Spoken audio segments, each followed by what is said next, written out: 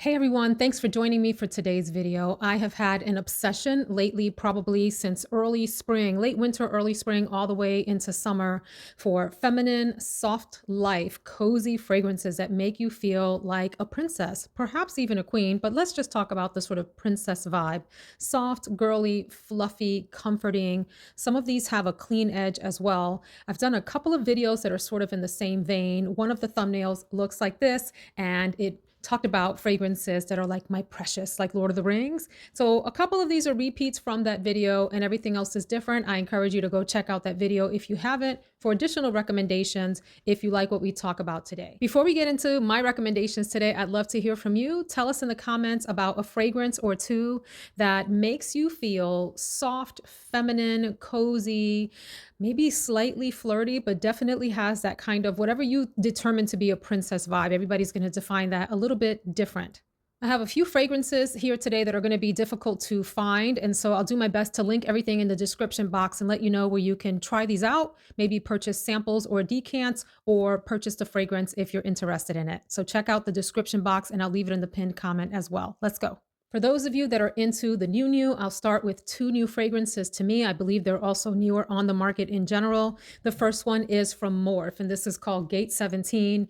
I've been talking about this in a few videos here lately this summer. It was an obsession upon sampling. I had not intended to fall in love with this fragrance, but sometimes a sample absolutely sort of Calgon takes you away, that kind of thing. And I felt like that when I sprayed Gate 17.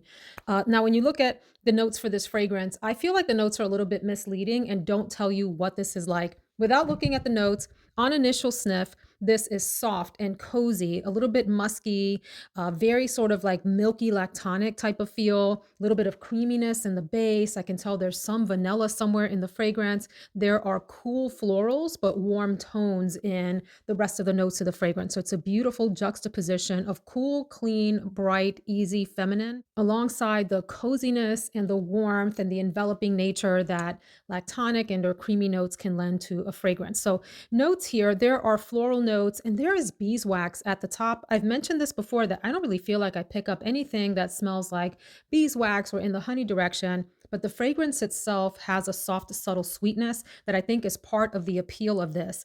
And then the heart notes are iris, musk, and cashmere wood. It says marine notes, and I don't pick up a marine vibe in this fragrance whatsoever. So if you're not into marine notes, I would not hesitate to try this. Like, please go ahead and try it, is what I'm saying. Definitely pick up that vanilla in the base. It even has some creamy tones, as I mentioned, and it's like that is the foundation. And then hovering over that is this wispy muskiness with this cool iris note. Even has a little touch of powderiness, definitely some warmer florals and these overall milky tones on top of the creamy tones. And it's so good, rather mesmerizing, a little bit intoxicating. I joke around that I don't love these bottles, but I will make an exception for this gorgeous fragrance. There are samples out on So Avant-Garde, and you might be able to find samples of this on ScentSplit as well. I'll leave those below with any discount codes if you would like to use those to get a little bit off of your order. But my gosh, all the fragrances of today could have been in that My Precious video because I feel the same about all of them. They touch me deep down in my heart. They awaken my soft femininity. Like it brings out my most sort of tender side and my dreamy side. So that's Gate 17 from Morph. I became obsessed with this next fragrance upon sampling it and knew that I had to order a full bottle right away.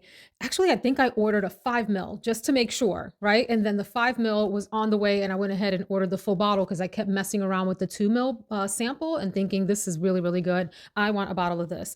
This is called Golden Pistachio, another one that I've been ranting and raving about this summer since I personally discovered it. And again, I'll share the notes with you in a minute, but without looking at the notes, this is a very creamy, delectable fragrance without being too gourmand or too edible, which I don't tend to lean in that direction, but I do like a fragrance that has some sweetness, or I appreciate a fragrance with some sweetness that leans gourmand without being fully in that territory. There's a nutty background to this. I can also smell some floral, soft notes in here. Overall, this is soft, kind of sort of yummy without being too gourmand, as I mentioned, creamy, nutty background, perhaps even a little hint of woodiness, and it feels very fluffy and cozy. Super duper, another one that's super duper warm and cozy and enveloping and year-round coziness. Like I tend to think of cozy fragrances as associated with fall weather, maybe winter weather, something you might want to wear under a big puffy sweater. This is one that I do feel comfortable wearing in heat and wore this summer as well and have enjoyed it greatly. So let me share some of the notes that stand out for me. In the top, almond, there's apple and pear, which I think lend this lovely sweetness to this fragrance. I wouldn't call this a fruity fragrance whatsoever, but both of those notes have like a sweet touch or a sweeter leaning touch that really adds like a touch of sweetness to this fragrance. There's ice cream and pistachio in the middle, and I do get some sort of ice creamy vibes. So think sort of like milky, even creamy vibes for sure in here. Tonka bean in the base, vanilla and musk stand out to me. There's sandalwood, and perhaps that's lending a little bit of that woody touch. So forgive my fingerprints. I have been pawing this fragrance mercilessly, shamelessly, and probably every day. Like I am all over this fragrance. I was going to say I fondle this fragrance, but that probably sounds really creepy to the audience. So let me retract that statement. I am all over this fragrance all day, every day, sniffing, testing, spraying, and trying not to wear it to death. Like I started off with Printemps Blanc. If you remember that release from Maison Mataha, could have been in this video, but it was in that other video that I mentioned, heavily featured. Both of these, all of these fragrances sort of have similar vibes to me. And this one is no different and worth every penny. As of the day that I'm filming this, this is back ordered on ScentSplit. Hopefully it's back in stock by the time that this video posts. And if not, try out a 2 mil or a 5 mil or one of the travel sprays that I think are 9 or 10 mils on ScentSplit. Absolutely beautiful fragrance. Maybe one of the dreamiest that I'm going to talk about today, and it costs a pretty penny. So I'm going to share with you a dupe of this fragrance if you're interested, but I actually picked up the original, and this is, oh my gosh, what a beautiful perfume. This is from IRFE, which I believe is a designer. I'm not familiar with their like haute couture clothing or anything. So I just learned that this spring when I tried this fragrance out, but this is called Marshmallow Musk. I call this my little toddler bottle because to me, it looks like a little baby putting its arms up, wanting mama to pick it up. And it's precious in that way. I think the bottle's a little weird, but it also has like this precious factor to it. I have a little bit sprayed on. This is one of the dreamiest, most intoxicating, and let me roll my eyes back in the back of my head so you understand what I mean. Like, so dang good. A combination of very soft, delicate, almost like dreamy, ethereal, fluffy florals with this marshmallowy fluffiness. It doesn't smell like a literal marshmallow, but if you think about the squishiness, like the pillowy, squishy nature of a marshmallow, imagine like an entire pit, you know, like those ball pits at the game sites where kids go jump around on trampolines and there's like a ball pit that they can flop into, like leapfrog into or dive into. Imagine if a pit like that was full of cotton balls and soft, fluffy marshmallows, and you could drop back into that. The feeling that you get from dropping back into that space is what this fragrance smells like. It is like a soft, warm, cozy, all accepting, all loving landing place, all inside of a little perfume. My gripe with this fragrance is the lasting power isn't the best. Some people feel like this fades on them right away. I do feel like this is about maybe like a 3 to 4 hour-ish wearing experience if you're lucky, and then it gets really, really soft, perhaps even slightly undetectable to some. And for the price tag, that's a little much for me to bear. So this one is $285 for a 50 mil of a fragrance, which, oh my gosh, if you imagine that this were 100 mil and you think about what that price tag would be, ooh la la, oh my goodness. However, this is a fragrance profile that is absolutely mesmerizing to me, just absolutely beautiful. So soft, like an elegant, womanly, princess-like softness that is everything. It's so cozy, so beautiful, so pretty, so ethereal feeling. I promised myself I wouldn't get the bottle because of the cost, and the more I kept sampling it, the more I was like, this one must make its way into my collection, and I'll just have to respray it. Weird little toddler bottle and all. It is a pretty substantial bottle. Like, it's weighty, and I think some of you understand what this feature up here means and that it's supposed to like represent a crown or something. I don't know, but to me, it's a little baby toddler and it's freaking cute. The description of this describes it as layers of musk, airy vanilla, and fluffy woods from soft to warm musky tones. Each note reinforces the inherent femininity of the fragrance, leaving a lasting impression of elegance and grace. And I think that that is right on in terms of a description. Some of the notes: magnolia petals. You know what? As you think about like the softness of a flower petal, like it has a little bit of fuzziness to it, some flowers, think about that sensation in a fragrance form. In the middle, there's marshmallow and jasmine that stands out. There's an iris note, and perhaps that lends like a little bit of the powdery, slightly cool nature, but I don't pick up iris in here like I do in Gate 17. And in the base, musk, powdery notes, vanilla, and some woody notes. The woody notes don't really stand out to me much. Maybe it adds some base, but the musky vanilla coziness. Okay, let me be quiet because I'm going on and on, but this is, imagine that ball pit switched out with beautiful feminine marshmallow and cotton balls. Marshmallows and cotton balls, and what it feels like to fall into that. This captures the essence of that in a fragrance, and it's amazing. I want to talk about two more readily available fragrances and then move on to ones that might be a little bit more difficult to find, and a couple of discontinued ones that I'll leave to the end but are so worth mentioning in this video. Let's go to one that has been getting some attention here this past maybe late winter into early spring and summer, and this is from Tumi, and the fragrance is called Utopia. And what an apt name for this. I mean, appropriately named. Super soft, easygoing vanilla. And it has this sort of ethereal nature to it in that it's light and soft. It's like the fragrance overall sits higher in the atmosphere than other fragrances that have a lot of density. This one feels like thin and wispy in nature. Some of the notes here, apple stands out to me at the top, a really sort of clean, soft, delicate, almost like if you imagine apple in a floral note form. I know that sounds a little bit off to people who are probably like, what do you mean, Veronica? If we took apple and turned the scent of a fresh apple, like a red apple, not a green tart apple, a red apple, a juicy red apple, Honeycrisp maybe, and transformed that into like a floral note, a soft floral note. That's kind of how the apple shows up in here. There are florals in the middle, peony and jasmine. I feel like perhaps peony stands out a little bit more in that it has a very soft, almost watered down, kind of sort of like fresh rose scent to it. Salted tonka, sandalwood, and vanilla in the base are primary to me. So I would call this mostly a delicate vanilla fragrance, safe for the office with some floral tones and a little bit of that sort of like fuzzy, cloud-like, powdery texture that a tonka note can lend to a fragrance scent with that soft apple note at the top. And it's delicate. It's demure and delicate, and it works. And I love these bottles with the magnetic caps, very pretty and rather affordable in today's fragrance market. A full big bottle of this is $135. And you can use my 20% off code to get even more off of this fragrance. And they may be showing up on discount sites as well if you want to explore that. So that's Utopia. Just about everyone that has tried this, to my knowledge, has enjoyed this. I haven't really heard of many people disliking this, although there's always the case where there's some people that just don't like what everyone else is liking, and that's fine too. But I bring that up to say that this is a rather mass appealing, easy wear fragrance that also has that soft feminine edge to it without doing too much. One that has been a longstanding favorite for me for a number of years now, and I enjoy it even more every time I try it. Like it cements its place in my heart further and deeper down. Like we are thick as thieves, me and this fragrance, and probably will be for many years to come. It's 100 Silent Ways from Nishane.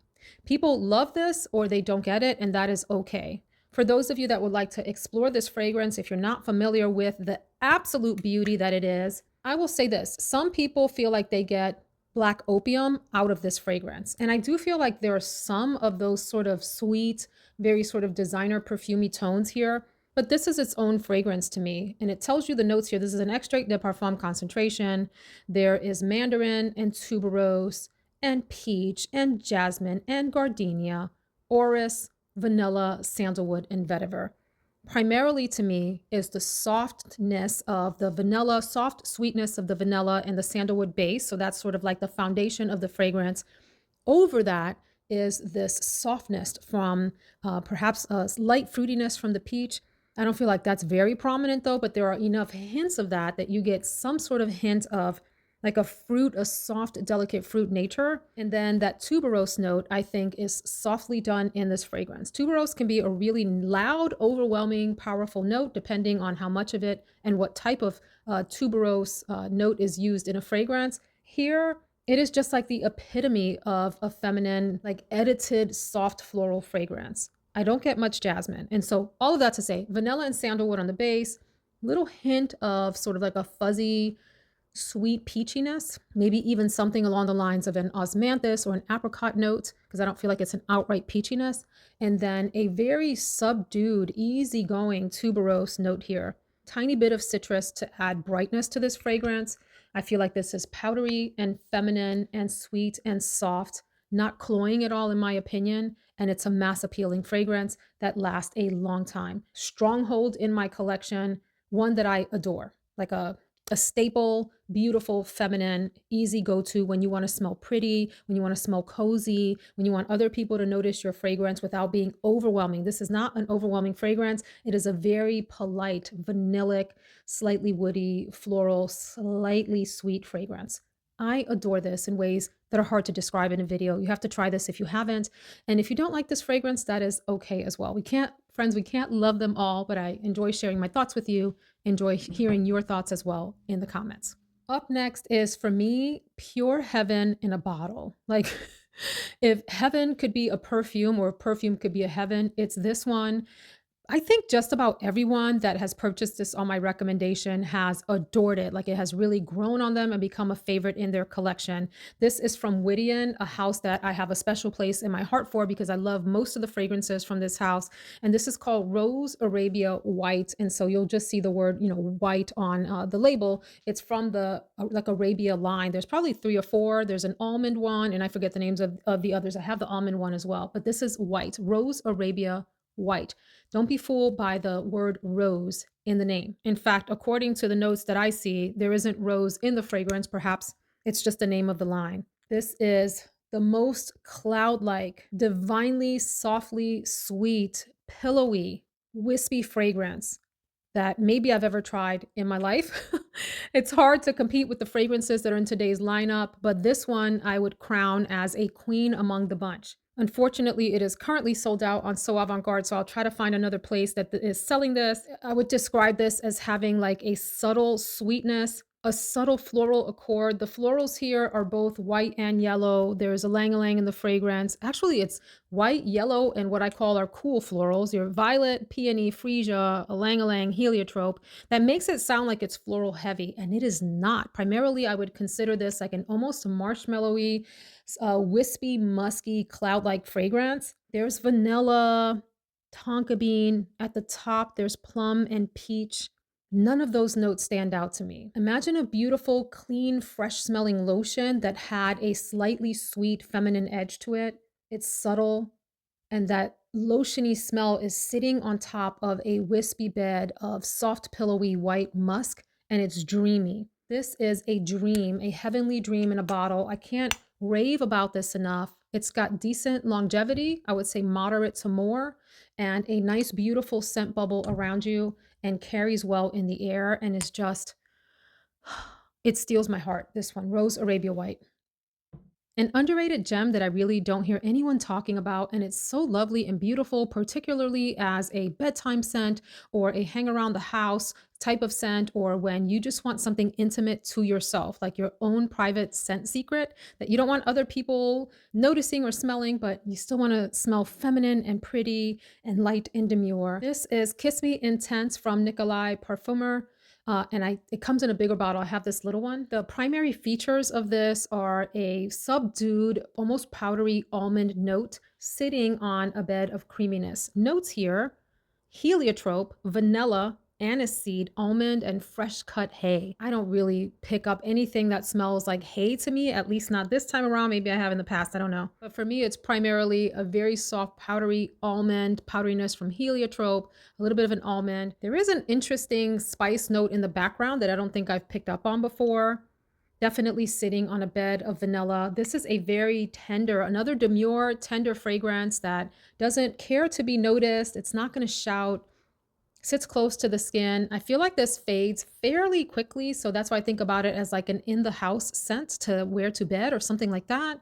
A few hours out of it, and then it's really, really sort of closer to the skin and shy. It's a shy, quieter fragrance that is pretty and soft and interesting. You have to like almond and vanilla and powderiness together as the primary features of this fragrance. And I love the name of it, Kiss Me Intense, like an intimate, quiet moment where no one else is around. No one else is around, just you and this fragrance, or you and your lover, I guess, if it's Kiss Me Intense. Then I'd like to share a little gem that I don't think maybe anyone really knows about unless you shop at Maurices, the department store. This came to me from one of our fragrance friends out here, Karen in the Pacific Northwest. Hey girl, hey. She sent me this and another little treasure from Maurices that I think is so precious and very, very affordable. This is called Endlessly. Again, sold at Maurices. And the notes here, fresh cut lilacs, white freesia at the top, and then rich vanilla cream as the base of the fragrance. There's probably more happening, but it gives me this vanillic, soft, fruity scent. Very happy, very bright.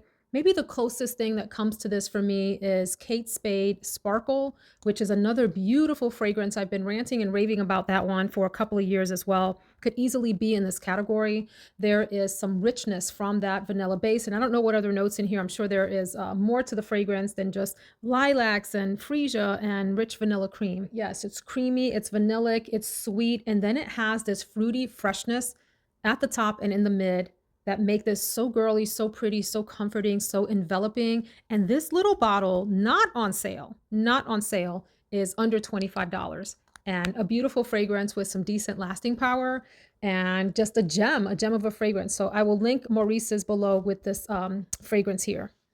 The next one is unfortunately discontinued, much to the dismay of the fragrance world, especially here on social media, because we all fell in love with this fragrance when it came out. It was like the sweetheart of the designer fragrance world back in, let's see here, 2020, 2021, somewhere in that time frame.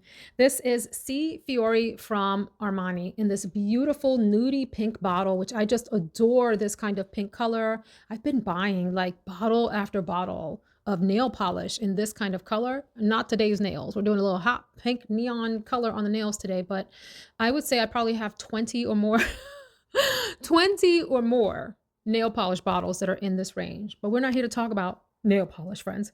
If you can find this, and if I can find it, I'll link it for you, but if you can find this on your own, grab yourself a bottle of this. Do yourself a favor and grab this. This is one of the most feminine, beautiful, soft life fragrances I think I have ever smelled. It came out in 2019 and got discontinued a couple of years later. And people went and like stocked up and bought up the back stock of this fragrance because they didn't want to be without it. And I don't blame them. The top notes here are black currant and green mandarin. Then there are florals, and it says patchouli and oak moss in the middle. Do I get that? Not really.